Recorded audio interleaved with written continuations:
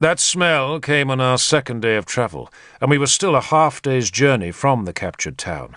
But the wind was in the east, and it carried the sour reek of death and smoke far across the deserted farmlands. The fields were ready for harvest, but the people had fled in terror of the Saxons. At Cunisio, a small Roman-built town where we had spent the night, refugees filled the streets, and their livestock had been crowded into hastily re-erected winter sheep pens. No one had cheered Arthur in Cunisio, and no wonder, for he was blamed for both the war's length and its disasters. Men grumbled that there had been peace under Uther, and nothing but war under Arthur. Arthur's horsemen led our silent column. They wore their armour, they carried spears and swords, but their shields were slung upside down, and green branches were tied to their spear tips as signs that we came in peace. Behind the vanguard marched Lanval's spearmen, and after them came 200 of baggage mules that were loaded with Sansom's gold, and with all the heavy leather shields that Arthur's horses wore in battle. A second smaller contingent of horsemen formed the rearguard. Arthur himself walked with my wolf-tailed spearmen just behind his banner-holder, who rode with the leading group of horsemen. Arthur's black mare, Chlamre, was led by Chigwith, his servant, and with him was a stranger I took to be another servant. Nimue walked with us, and, like Arthur, tried to learn some Saxon from me, but neither was a good pupil. Nimue was soon bored by the coarse tongue, while Arthur had too much on his mind, though he duly learned a few words: peace, land, spear, food, mother, father. I was to be his interpreter, the first of many times that I spoke for Arthur, and returned his enemy's words. We met the enemy at midday as we descended a long, gentle hill where woods grew on either side of the road. An arrow suddenly flickered from the trees and slashed into the turf, just ahead of our leading man, Sagramor. He raised a hand, and Arthur shouted at every man in the column to be still. "No swords!" he ordered. "Just wait!" The Saxons must have been watching us all morning, for they had assembled a small war band to face us.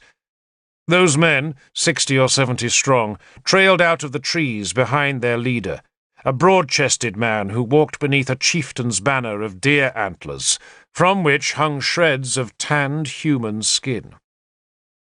The chieftain had the Saxon's love of fur, a sensible affection, for few things stop a sword stroke so well as a thick, rich pelt. This man had a collar of heavy black fur about his neck, and strips of fur around his upper arms and thighs. The rest of his clothing was leather or wool, a jerkin, trousers, boots, and a leather helmet crested with a tuft of black fur. At his waist hung a long sword, while in his hand was that favourite Saxon weapon, the broad-bladed axe. "Are you lost, Vilhas?" he shouted. Vilhas was their word for us Britons. It means foreigners, and has a derisive ring, just as our word Sace does for them. "Or are you just tired of life?" He stood firmly in our road, feet apart, head up and with his axe resting on his shoulder. He had a brown beard and a mass of brown hair that jutted sharply out from under his helmet's rim. His men, some in iron helmets, some in leather, and almost all carrying axes, formed a shield wall across the road. A few had huge leashed dogs, beasts the size of wolves, and of late, we had heard, the Sace had been using such dogs as weapons, releasing them against our shield walls just a few seconds before they struck with axe and spear. The dogs frightened some of our men far more than the Saxons did. I walked with Arthur, stopping a few paces short of the defiant Saxon. Neither of us carried spear or shield, and our swords rested in their scabbards.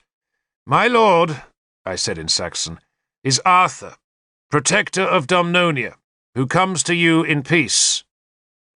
"For the moment," the man said, "peace is yours, but only for the moment." He spoke defiantly, but he had been impressed by Arthur's name, and he gave my lord a long, curious inspection before glancing back to me. "Are you Saxon?" he asked. "I was born one. Now I am British." "Can a wolf become a toad?" he asked with a scowl. "Why not become a Saxon again?" "Because I am sworn to Arthur's service," I said, "and that service is to bring your king a great gift of gold." "For a toad," the man said, "you howl well." "I am Therdig." I'd never heard of him. "Your fame," I said, "gives nightmares to our children." He laughed. "Well spoken, Toad. So who is our king?" "Ael," I said. "I didn't hear you, Toad." I sighed. "The Bretwalder, Ael." "Well said, Toad," Therdig said. We Britons did not recognize the title Bretwalder, but I used it to placate the Saxon chief. Arthur, who understood nothing of our talk, patiently waited until I was ready to translate something. He had trust in those he appointed, and would not hurry me or intervene. "The Bretwalder," Therdig said, "is some hours from here. Can you give me some reason, Toad, why I should disturb his day with news that a plague of rats, mice, and grubs have crawled into his land?" "We bring the Bretwalder more gold, Therdig," I said, "than you can dream of. Gold for your men, for your wives, for your daughters, even enough for your slaves. Is that reason enough?" "Show me, Toad." It was a risk, but Arthur willingly took it, taking Therdig and 6 of his men back to the mules, and there revealing the great hoard stowed in the sacks. The risk was that Therdig might decide the fortune was worth a fight there and then, but we outnumbered him, and the sight of Arthur's men on their big horses was a fearsome deterrent. So he merely took 3 gold coins and said he would report our presence to the Bretwalder. "You will wait at the stones," he ordered us. "Be there by evening, and my king shall come to you in the morning." The command told us that Ael must have been warned of our approach, and must also have guessed what our business was. "You may stay at the stones in peace," Therdig told us, "until the Bretwalder decides your fate." That evening, for it took us all afternoon to reach the stones, was the first time I ever saw the great ring. Merlin had often spoken of them, and Nimue had heard of their power, but no one knew who had made them or why the great dressed boulders were arrayed in their towering circle. Nimue was sure that only the gods could have made such a place, and so she chanted prayers as we approached the grey, lonely monoliths whose evening shadows stretched dark and long across the pale grassland. A ditch surrounded the stones that were formed into a great circle of pillars, with other stones forming lintels above, while inside that massive and crude arcade were more vast upright rocks that stood close around a slab-like altar. There were plenty of other stone circles in Britain, some even larger in their circumference, but none of such mystery and majesty, and all of us were awed and silent as we approached. Nimue cast her spells, then told us it was safe to cross the ditch, and so we wandered in wonder among these boulders of the gods. Lichens grew thick on the stones, some of which had canted or even fallen over the long years, while others were deeply carved with Roman names and numerals. Geraint had held the lordship of these stones, an office devised by Uther to reward the man responsible for holding our eastern border against the Saxons, though now a new man would have to take the title and try to thrust Ael back beyond burned Durocorbrivis. It was shameful, Nimue told me, that Ael had demanded to meet us here, so deep inside Dumnonia. There were woods in a valley a mile to the south, and we used the mules to fetch enough timber to make a fire that burned bright through all that ghost-haunted night. More fires burned just beyond our eastern skyline, evidence that the Saxons had followed us. It was a nervous night.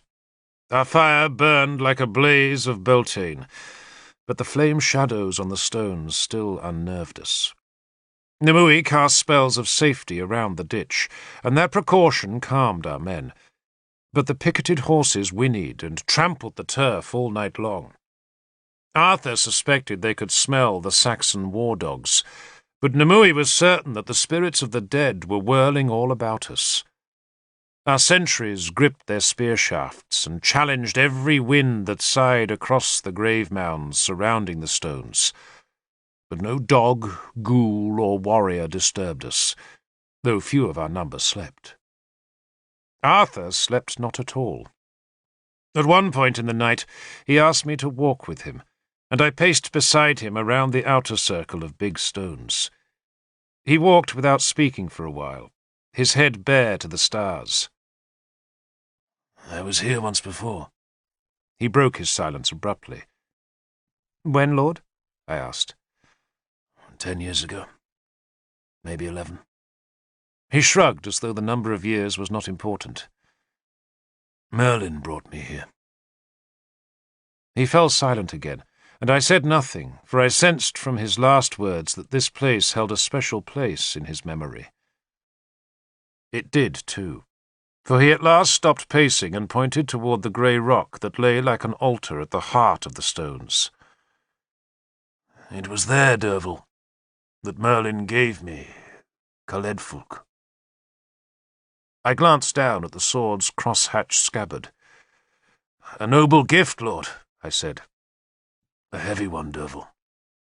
It came with a burden." He plucked my arm so that we continued walking. "He gave it to me on condition that I did what he ordered me to do, and I obeyed him. I went to Benwick and I learned from Ban what a king's duties are. I learned that a king is only as good as the poorest man under his rule.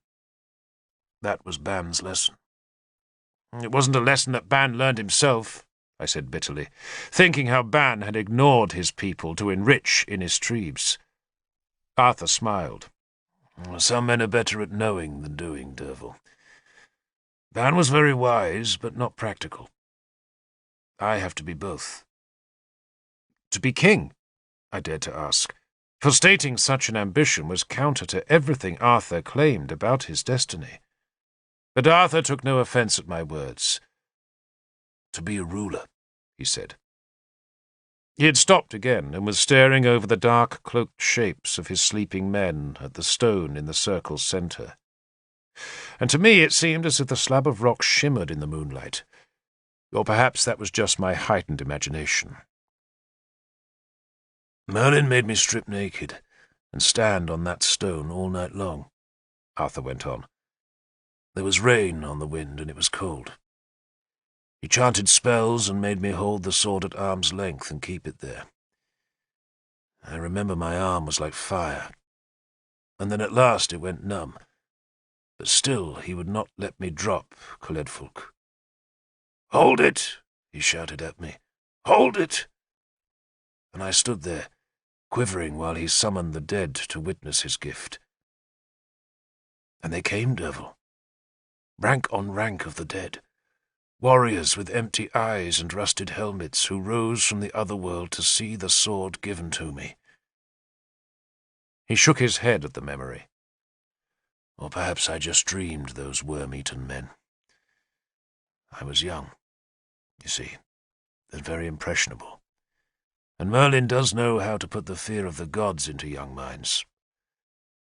Once he'd scared me with the throng of dead witnesses, though he told me how to lead men, how to find warriors who need leaders, and how to fight battles.